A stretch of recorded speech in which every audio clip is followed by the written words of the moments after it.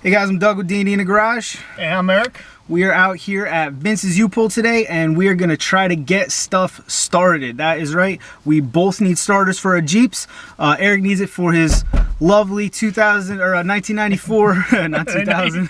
93. You tell him. Shoot. 93 Grand Cherokee I got about a year and a half ago for $200. Blew the head gasket up first time out in the trails with this guy. And literally bubbling over high centered on a log. We'll go into the story later when we talk about Barney. But it's been tried and true. It's my plow vehicle. Love the thing. Rebuilt it. I love this thing. Yeah, so he needs a starter, and I went an extra. My 2000 WJ, the one we painted a couple weeks ago, is just acting up. So in this video, we want to show you the beauty of buying a starter at the Junkyard. First of all, they're going to be like $23.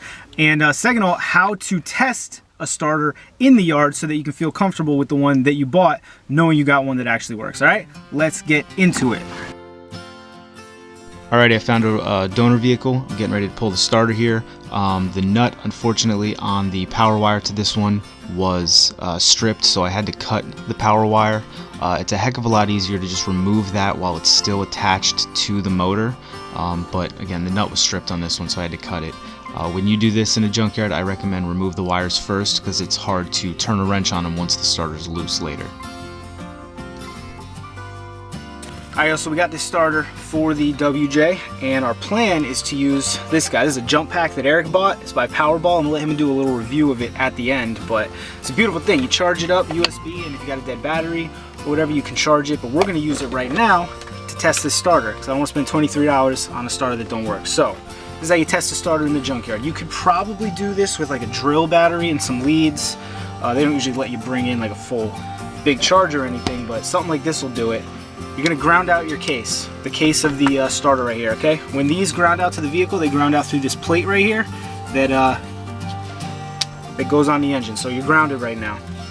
On the back here, you've got three leads, right? You got your power in. This is the power to your motor. This is the power to the solenoid. Sorry guys, I bumbled labeling those a little bit. The one on the top left of the screen right now is the power in to the solenoid. The one right next to that on the top right is the power to your motor, and the one below that is the remote wire. That is the wire that will send the pulse to actually enact the whole system. So I didn't do a great job explaining that that is what they are. What the solenoid does is it pushes the armature out. All right, this little armature gear right here, it pushes that out so that it can engage the flywheel, and then the motor turns this armature gear, this pinion gear, so that it can turn the flywheel and start the motor. So we're going to test all pieces of this starter right now. The first thing we're going to do, we've got our case grounded right here. We're going to put power to the motor. All right. You hear that? I don't know if you can see it. That motor works fine. She pulls strong. Next thing we're going to do is we're going to test the armature, and what that does, or we're going to test the solenoid. Make sure that it pushes the armature out and that this gear spins. Ready? Alright, you see how that's pushed out but not spinning very fast? That means that the solenoid does in fact work. Now the final thing we're going to do is we're going to put our power to the actual lead. This is the power in. When you actually connect this starter, this red wire here is what you're connecting. Now we're going to use a screwdriver, rubber handle always, safety first, and we're going to jump from this hot right here, which is the power in from your battery, to the solenoid. We're going to complete that circuit, and what that should do is push this armature out and have this motor spin at full force. That's what starts your car. So first, let's show you how it's done. Rubber handle, plastic handle. Don't just do this holding metal, you're going to electrocute yourself. Alright, so you got your hot on, your screwdriver, touching your hot, touching your solenoid lead right there. You heard it, right? Now I'm going to show you what it looks like. This armature is going to spin out and the motor is going to spin real fast, and that's the action that you actually want your starter to be doing. You already got to hold this starter down because it's going to jump on you. You see that?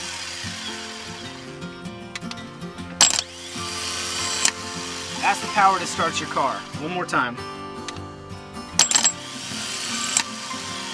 And again, what you're doing here, while you've got your hot on, you don't have to worry about jumping to the motor, because this wire right here, right down here, is already jumping from the solenoid, which is receiving the hot, to the motor. What you're doing is taking this hot, jumping it from the hot over to your solenoid. That's good enough for me. Now this this starter right here is a little greasy. Oh yeah, she's a greasy old girl. These things sit right under the oil filter. I don't know what they were thinking when they put the starters on the 4.0 right under an oil filter. They get covered in oil, and it's probably one of the main causes of them going bad, but this one's good enough for me, even though she's real greasy. I'm gonna take it, I'm gonna leave it in the back of my daily, so that if that goes, I can quickly throw this one in and, you know, keep doing what I'm doing. If mine were to go and I were to put this one in, I'd probably end up getting a new one afterwards. This is just an emergency piece. $23 at the junkyard, forget about it, I don't care. All right, hope that was helpful for you. Let's keep moving. All right, y'all know how I'm always talking about spares. This right here, that's a spare you always pull on a WJ. That's the fan relay. All right, this sensor is usually hidden under the header panel. You might have to cut a hole or break through the header panel to get it. They're not usually showing like this one was. This was kind of a gift having it sitting out there in the open for me. All right, so if your fan relay goes, that means you're overheating when you're not moving, when you're in like traffic. Check your fan relay. Underneath this light, you might have to cut a hole in the header panel there. So for Barney, I've been running pucks for a while, and I'm thinking about getting some new front springs. And Doug and I happened to just walk by this XJ that, well, looks like it had a lift. Someone took the blocks out of the back, has longer shocks in it. We estimate at least 4 inches, maybe 3.5. So I decided to pull the front springs since I work on ZJs. Alright, this XJ was mostly taken apart when we got to it. All we had to do was remove the drag link from the pitman arm. You can see Eric doing that in a second. I had to remove the upper shock mounts. Somebody had been trying to get these springs out already. They took the rear blocks and shocks, then they were trying to get the front shocks off to get these springs. They must have stripped 3 of the 4 bolts holding the shocks down, and I guess they gave up. All we did was, like I said, remove the drag link. You see me right here removing the spring retainers, the little piece of metal that holds the springs to the differential. Then up top we moved the upper shock mount, and we were able to kind of wiggle these springs right out.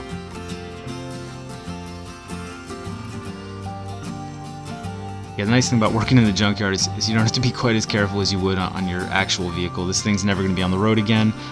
Clearly no one's coming back for those stock control arms, so we didn't mind wailing on them a bit. Obviously, if we were doing this at home in our own garage, in our own vehicles, we'd be using a spring compressor, you know, to get these in so we didn't damage any components.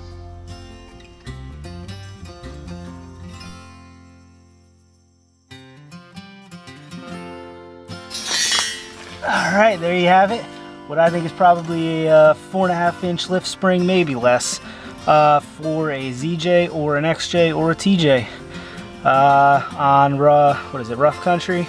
Probably, I don't know what, like $100 something. $120. $10 a piece here. Yay for the U-pull. All right, just as a comparison, this one right here is the aftermarket spring we pulled, right next to a stock XJ spring. You just see the difference in them. The actual metal is thicker, the gauge is much thicker, and clearly much longer. So yeah, we're thinking 3-inch lift, maybe something like that. We're gonna find out. Get him an Eric ZJ. It's a good find though. It's the kind of stuff you get at the junkyard if you want to put in the time, you know. Alright, this is the end of the trip. As we were walking in, we saw this CJ7, so we finished everything we had to do, crossed everything off our list, and we figured we'd take a look at it. I don't know, you never see them in the junkyard, so why not give it a look? It's one day later now as I'm making this video, and I'll bet you it's already picked clean. I mean, that cap, those doors, that rear hatch, everything, even the lights, you know, it's got to be gone already. Alright, I found a CJ5 here, and though most of it's not going to do me much good on the WJ, it does have this awesome diesel bumper that I'm definitely taking to repurpose. I don't know much about this bumper. If anybody recognizes it, could let me know. I can't figure out if it was built by the previous owner or if it was something that was purchased. The welding on it is great. It's very precise, very strong. So it looks as though it could have been something that was manufactured and purchased, but the way it's mounted is a little odd. Not the greatest engineering. So you know, maybe it was built. Either way, I am really glad to have it. Whether I use it as a rear bumper or you know, a front bumper, obviously I'd have to cut those little bucket steps off if I'm going to use it in the front. I don't know, I've been looking for some way to mount a winch on the front of my tan WJ, so the only reason we got this off is because Eric brought that impact gun. I'm not a huge fan of impact guns. I think they can be a little dangerous. I've seen way too many things get broken and cross-threaded that really didn't need to, only because somebody was being impatient. That said, if Eric hadn't brought that, I still would be sitting in this junkyard trying to get these very awkward, very rusted bolts off of this old CJ7. I think earlier I called it a CJ5. That's what the sticker on the side said. It was mislabeled. This was a CJ7.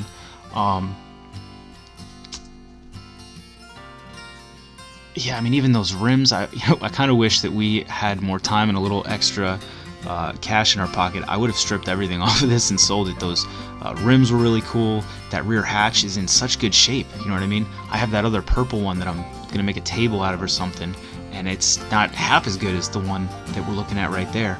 I will bet you that that thing lasted about 12 hours in the junkyard and everything was stripped off of it. The tub wasn't even in bad shape. It needed new floorboards, but it wasn't gone. It wasn't a basket case. I always wonder how something like that ends up being scrapped instead of, you know, being reborn as a project vehicle. So here's the bumper. As you can see, we're able to get all the bolts out except that one.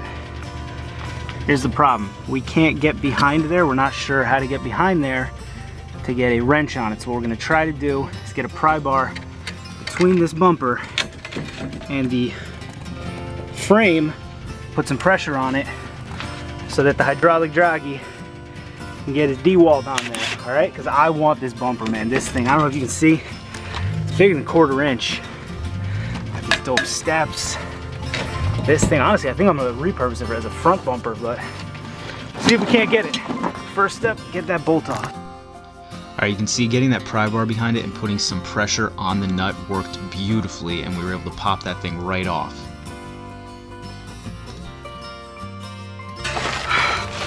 Ladies and gentlemen, this is going to be a part of the WJ soon. Oh yeah. Alright guys, you saw Doug using this in the junkyard. I just want to give a quick product review on this. I love this thing. It was about 70 bucks. Came with a charger, the house charger, a car charger. It has a flashlight on it that you can strobe things with. I haven't charged this thing yet. I must have used it 40 times. What it is a little 12 volt jump pack. It's 12,000 mAhs, which is just how big the battery is in here. It's really easy to use. You take the little plug out, you slide this in. I've never had a problem where it couldn't start a car yet, or a tractor. Got it from Amazon, it's like 70 bucks. I tell you, I want to get more of them. I want every car I have because the battery stays forever. I haven't charged this thing since of December of 2017, and it is now October 2017. So I've got basically a full year out of a charge. So you can't beat it. It's made by PowerAll, or PowerAll. No, PowerAll. I bring it everywhere. I bring it to Junkyard. Tells me odometers, move seats, anything I need to do with it. The Jeep this morning was jumped by it because I got a little draw on the battery. My brother's probably jumped the tractor at least 15, 20 times because we don't put a good battery in it, but this works. Tell you, I couldn't believe how well it works. One thing nice about it is that it has a reverse polarity protection, so this is always protected, the main part. This whole junction block here has a whole bunch of little nanodes and good stuff that stops it from sending a charge back through the wire from your alternator. Again, I love it. You can't beat it. All right, y'all, we had a good day at the junkyard. Eric and I spent about 3 hours out there today. I got a fan relay, $5. Took about 3 seconds to pull. This is what you're gonna need when your fan relay goes and you're overheating in traffic. I've said it before, check out my video on spares. Keep one of these in your glove box if you got a 4.0. I also got that last piece of cladding I need for my 2000 WJ. I was painting a couple weeks ago. I was missing one piece of cladding. This is gonna finish the project. This was $1. Can't really beat it, $1. Where else can you find it? I got a starter, again for my 2000 WJ, 2002 WJ. Mine's been acting up a little bit. This cost me $23. $20 plus a $3 core.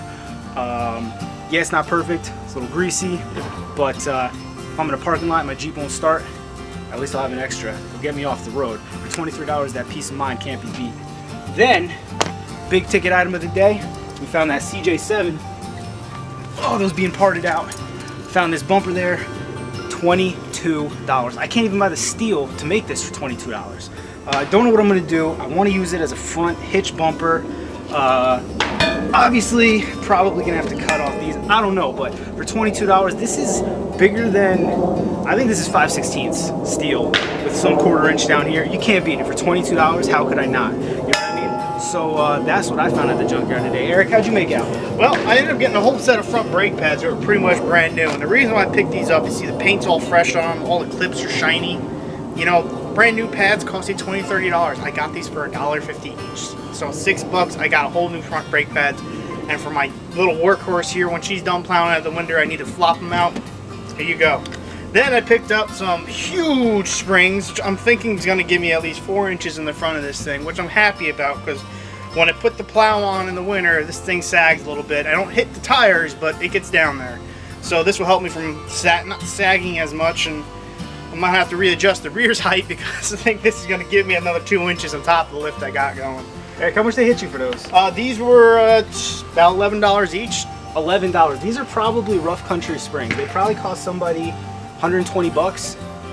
$11. I'm excited to put them in. I couldn't leave them behind. That's why we love the junkyard. There's no way you can keep an old vehicle like this 93 Grand Cherokee or either of my beat up WJs on the road unless you are made of money to keep going back to Advanced or O'Reilly's, or if you're a little bit industrious and you spend your Saturday mornings at the junkyard. 2 hours, we each spent under 50 bucks. We got some parts here, you know what I mean? Mm-hmm. That is what D&E is all about. Hell yeah. All right, guys, hey, listen, if you like this video, do not forget to subscribe. We're gonna keep going to the junkyard, keep finding gold, and keep making excellent videos to show you how to keep your piece of crap on the road, just like we keep our pieces of crap on the road. Hit the subscribe button. Please hit the like button. It's huge to us. If we know that people like what we're doing, it lets us know we should keep doing it, you know what I mean? Leave us a comment, you know what I mean? Let me know what you thought of the video. Let me know what you think I should do with this, all right? Should I actually cut this up and make it a front bumper? Should I just try to make it some kind of rear bumper? Should I make it like a lamp and just put it in the living room? I want to know what you guys think, all right? You can leave me a comment on Barney's. Let us know what you think of this thing. Yeah, it's the first ride out. This sassy girl right here, you know what I mean? This is what D&E is all about. You like that? That's custom right there. Yeah, and custom New York rust, let me tell you. 20 years of building. They don't come from the factory like that, believe it or not. All right, guys, we will see you next time.